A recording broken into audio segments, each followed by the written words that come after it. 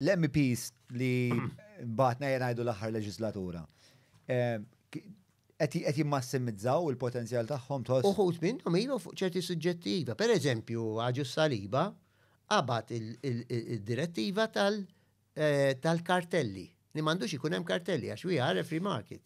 Mela kulħadd jikkompeti ma' xulxin. Sewa. Imma inti għandek 3 importaturi Sewa. ta' prodott. U daw jiftemu bejnietom minkejja li huma kompetituri. ma' xulxin. Jgħidu isma' ejna niftehmu John. Dit-tazza tiswa lilna tiswilna 3. All right? Hekk nbijgħuha 6. Tajjeb, immek niftehmu bejnietna ma nkompetux. U l-kol kemm aħna nbijgħuha 12. Ikollhom jixtruha bit-12. And that's a cartel.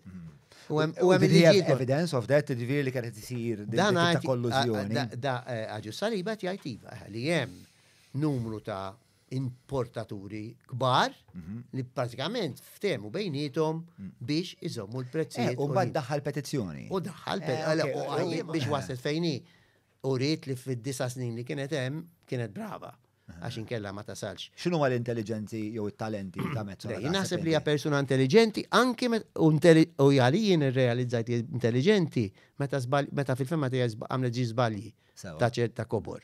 Li huma? Wieħed minnhom huwa dana reċenti meta ma von der Leyen marret l-Iżrael biex turi s-solidarjetà tagħha lill-poplu Iżraeljan u sewwa għamlet.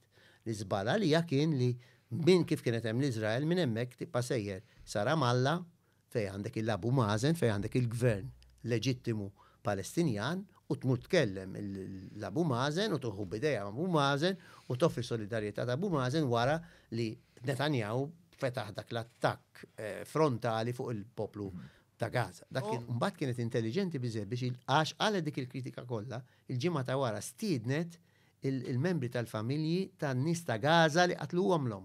Stiednithom fil-Parlament. Jiġifieri l-mara mhix ċuċ. All right? U l-iżbal ieħor naħseb kellim kont involut jien. Taħseb li dik hija acumen politiku biss jew inti tafa l-Mezzola? Nafa. Jiena u Mezzola. Jew għandha sensibilità umana li speċa tajt isma' jista' jkun li bil-pożizzjoni tiegħi weġġajt lin-nies. Ukoll. It's both. It cut both ways. Jien naħseb cut both ways. Irrealizzat li umanament naħseb jien għamlet żball. Però realizzat ukoll li dik se tiswila ħafna fil-politika, fil-popolarità politika, fil-voti ukoll. All right? La jien li nafa għaliex jiena ironikament jien Kaza Lowell ukoll. U tal-Ajkla Zaren aħna l-uniċi 5 li għamilna 5 elezzjonijiet kollha tal-EU. Jiġifieri ili nafa minn dik ovvjament bil-kemm konna għax kienet ta' studenta, għax kienet ta' graduat naħseb jew ġifieri mbagħad iltqajna anki politikament, eċetera, miswieqi wkoll, ma mhux għax nintaqgħu fit-triq ta' ġifieri kuljum, imma insomma.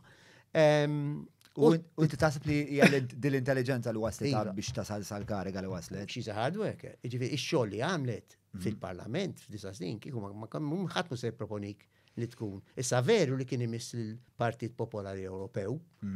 Ġifieri ma setax ikun soċjalist, ma setax ikun green, ma setax veru li d-daqqa ejja nippuxxjaw iktar in-nisa ħall-igwaljanza, dawk huma fatturi li jenow. Darba kull 20 sena issir mara President tal-Parlament Ewropew, t-tielet waħda.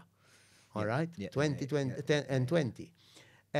Imma naħseb li għamlet xogħol validu li jgħidu isma' din mara għandha, taf x'qed tagħmel u jien naf għax ħadmet anke mal-Greens. Ġifieri she's open, very much open to tisma' il-ħaddieħor u taking on board suġġerimenti anke ta' oppożizzjoni li mhux indorin aħna nagħmlu Malta li naħseb jien għamlet Mezzola. Sewa.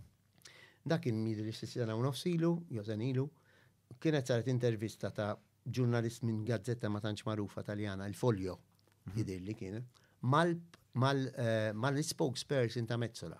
Sewa. U da il-ġurnalist għallu isma' da veru li Mezzola qed taħseb li tqed ir-raġel ta' oħta bħala it-head of cabinet. Do dak kien fi żmien ta' Eva Kajli, l-iskandlu li ju, il-korruzzjoni fl-EU, fil-Parlament Ewropew, eċetera. U da l-Madoffi head of cabinet, mi fuq għallu, of course, no way. Għallu inti għallu allura. Għallu mela dinna tista' tikkontrolla min iħobb il-min. Il-head of cabinet ta' Mezzola. li kien minu da. Finlandiż. Ma nafx ismu, ma nsejx ismu. Ma ħareġ speċa l-spokesperson, ġifieri, l-spokesperson ta' Mezzola, issa titkellem Mezzola.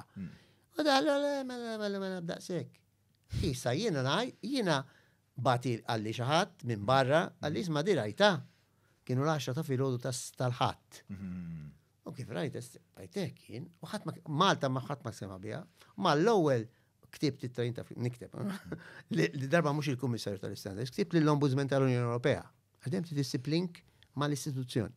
U għetlu inti taf li il-President qed taħseb skont il-gazzetta, il-folio, li forsi taħtar li huwa bniedem intelligentissimu, bravissimu, l-bniedem ġifieri, li jaħdem, li huwa raġel toħta, u jaħdem hemmhekk.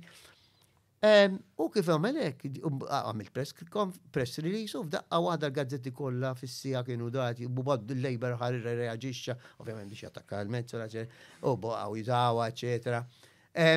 Mezzola ra kemm intelligenti mbagħad. Hemmhekk mhix kwistjoni ta' umanità u mhux umanità. Hemmhekk dik kienet kwestjoni totalment politika, acumen, li din dunat, li jekk jiena din ħalija tkarkar, dina se tkun tista' tkun mażramoni.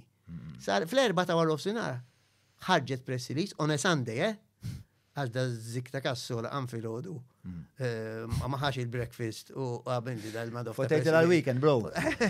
U ħarġet press release, Anna Maria del Sol de la ma nafx xisima, Spanjola, ġiet maħtura il-xef da kabine ta' Mezzola. Tkellimtu dwar wara? Le, ma tkellimniex. Tkellimna l-lum, ma mux uqek.